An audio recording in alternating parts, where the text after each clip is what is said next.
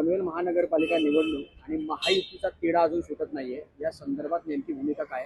12 जागांवर जरी आपल्याला आपला दावा असला तरी 2 ते 3 जागांवर काही लोकांनी समाधान मांडण्याचं ठरवलेलं आहे. कसं बघताय? खऱ्या अर्थानं आम्ही पनवेल महानगरपालिकेमध्ये 12 जागा मागितल्या आहेत. 10-12 जागा मिळतील आम्हाला अशी आशा आहे. परंतु खऱ्या अर्थानं ज्या 2-3 दिवसाच्या बोलणी चालू असताना या 2-3 दिवसाच्या बोलणीमध्ये 3 जागांचा तिढा हातापर्यंत सुटत आलेला आहे. याच्याही पुढे 100% याच्या पुढे आम्हाला आमचा आकडा 10 पर्यंत जाईल आणि आम्ही तिचा तिढा 100% सुटण्याची खात्री आहे आम्हाला.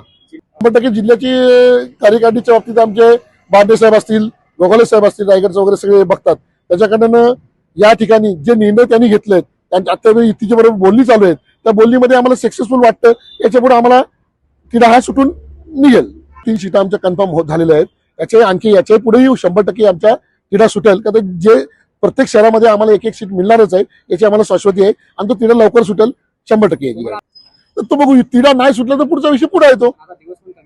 हो, 31 तारखेपर्यंत आहे तशी वेळ आपल्याकडे. बघू तो मुभा असला त्याच्यानंतर आम्ही पुढचा निर्णय आमचे वरिष्ठ घेतील, त्या वरिष्ठ निर्णयाला आम्ही मान्यता देऊ.